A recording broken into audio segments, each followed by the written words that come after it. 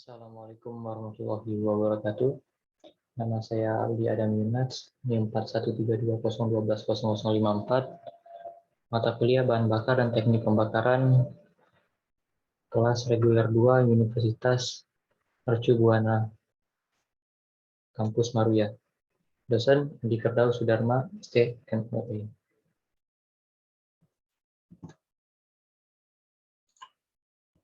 Oke, pada hari ini saya akan menjelaskan tentang economizer pada boiler.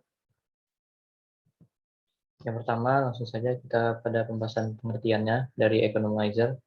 Economizer yaitu adalah alat pemindah panas berbentuk turbular yang digunakan untuk memanaskan air umpan boiler sebelum masuk ke steam drum. Istilah economizer ini ambil dari kegunaan alat tersebut, yaitu untuk menghemat atau economize penggunaan bahan bakar dengan mengambil panas gas buang sebelum dibuang ke atmosfer. Economizer ini ditemukan oleh Gustav de Laval pada tahun 1882 di Swedia. Oke, selanjutnya bagian-bagian dari economizer boiler. Sebelum mengerti cara kerjanya, penting untuk mengetahui apa saja yang menyusun sebuah economizer. Karena sejatinya, sebagai pemanas air umpan ketel uap dibutuhkan komponen yang bisa mengairkan air umpan tersebut. Komponen penyusun economizer adalah sebagai berikut. Yang pertama itu pipa inlet economizer dan casing. Pipa inlet dan casing economizer terpasang pada box beam. Ketika economizer beroperasi, selama ekspansi thermal, casing, dan semua pipa inlet terekspansi ke bawah untuk memungkinkan terjadinya ekspansi menghindari transversal economizer.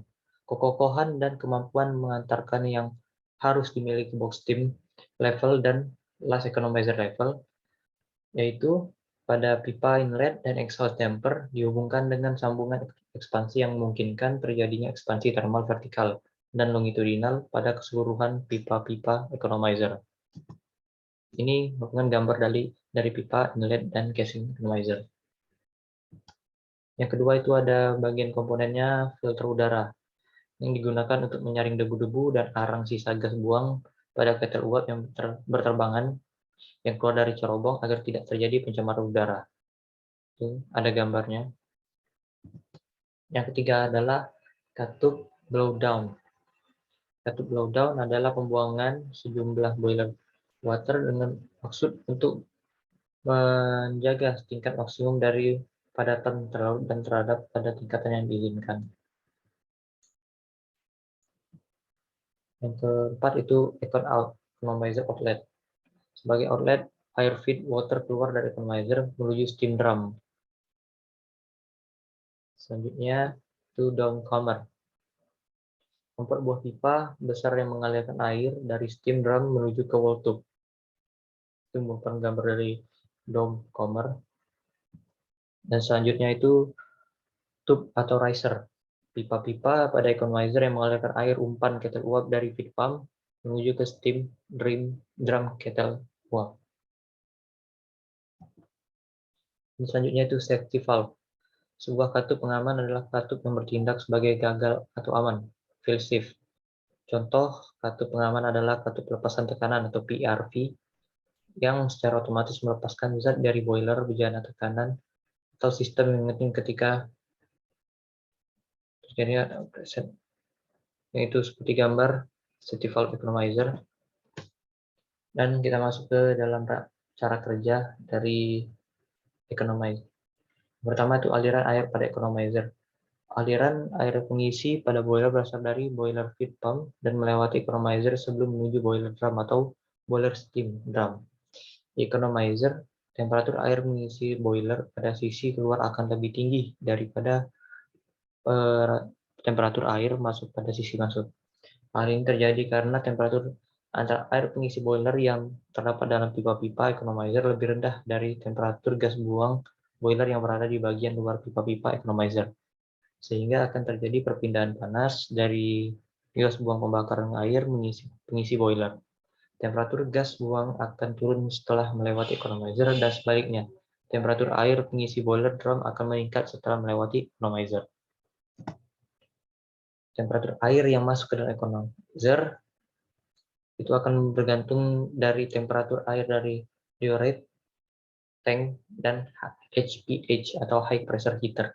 Jika temperatur air pengisi boiler dari deterator tinggi dan HPH juga dioperasikan, maka temperatur air masuk ke economizer juga akan tinggi. Biasanya pada saat beban turbin generator tinggi dan uap extraction turbin melimpah pada temperatur deorator dan outlet HPH juga akan tinggi, dan tentu saja temperatur pengisi boiler juga akan memasuki economizer juga akan lebih tinggi. Yang kedua itu aliran gas buang pada economizer. Gas buang pembakaran boiler akan melewati economizer pada bagian luar pipa economizer. Pembakaran di dalam boiler di samping menghasilkan panas juga akan menghasilkan gas buang yang akan dibuang ke atmosfer. Aliran gas buang pembakaran di ruangan akan melewati komponen boiler seperti superheater, economizer, air heater, ESP, VHD, cerobong baru ke atmosfer. Dan selanjutnya itu fungsi dari economizer. Yang pertama, fungsi economizer pada boiler adalah untuk memanaskan air pengisi boiler dengan memanfaatkan panas dari gas sisa pembakaran di dalam boiler. Dengan meningkatnya temperatur air pengisi boiler, maka efisiensi boiler juga akan meningkat. Dan yang kedua itu gas sisa pembakaran bahan bakar di dalam boiler masih mempunyai temperatur yang cukup tinggi. Dengan melewatkan gas sisa pembakaran melalui pipa-pipa economizer, maka akan terjadi transfer panas yang akan diserap oleh pipa-pipa economizer, dan panas tersebut diteruskan ke dalam air pengisi boiler yang terdapat di dalam pipa-pipa economizer. Selanjutnya itu konstruksi dari economizer. Economizer dirancang dalam dua konfigurasi struktur dasar. Economizer dibuat dari pipa boiler baja melewati lembar tabung seperti boiler fire tube sebagai pembuang efluen melewati atau sekitar tabung tersebut, mengalihkan panas ke air umpan di sisi shield dari economizer. Desain ini berkaitan dengan efisiensi rata-rata 45-75%. Desain economizer alternatif yang mendapat penerimaan luas adalah horizontal high efficiency condensing economizer. Desain ini dibangun dari exhaust stainless steel casing, chest menyerap pada panas transient gas buang. Considering economizer dapat mencapai efisiensi hingga 85% di tumpukan kecepatan yang sangat rendah. Sebuah siku kondensat, branch, dan drain diperlukan dalam kondensasi tersebut. Dan ini merupakan gambar dari konstruksi economizer seperti dilihat pada gambar. Ya, selanjutnya itu adalah keuntungan dari economizer. Keuntungan dari economizer yang pertama, air yang telah dalam keadaan panas pada saat masuk ke dalam drum kettle membawa keuntungan karena di tempat air masuk ke dalam drum, dinding kettle tidak mengerut sehingga drum kettle lebih awet. Dengan demikian biaya perawatan atau biaya maintenance-nya juga menjadi lebih murah. Lain halnya bila air dalam keadaan dingin masuk ke dalam drum tersebut. Dinding tersebut akan mengkerut dan mudah pecah atau bocor, sehingga biaya perawatan untuk penggantian akan lebih mahal juga.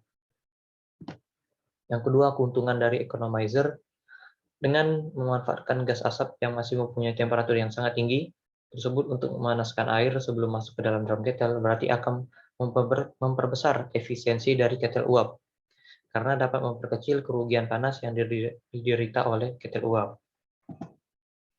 Yang ketiga, keuntungan economizer.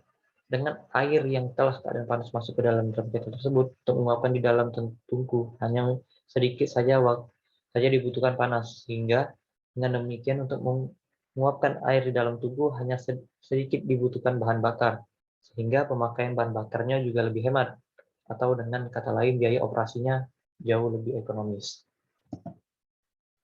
Oke, baiklah kesimpulan pada presentasi saya pada hari ini.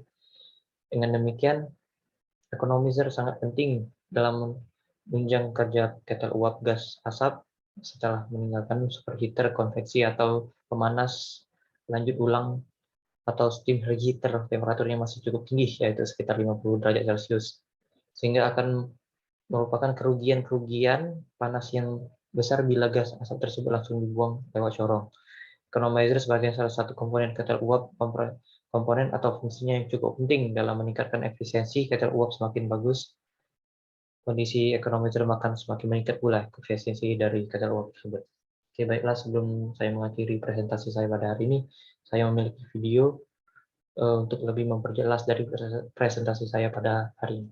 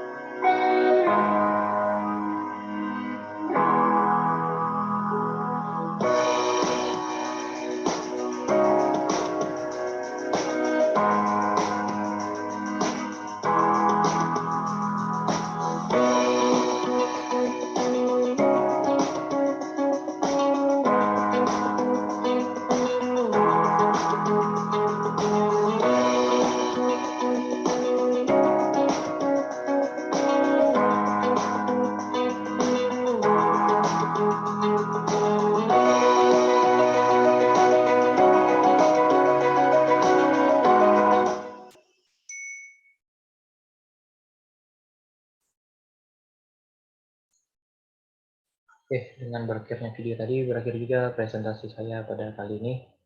Mohon maaf jika ada kesalahan. Ya Allah, saya mohon ampun. Assalamualaikum warahmatullahi wabarakatuh.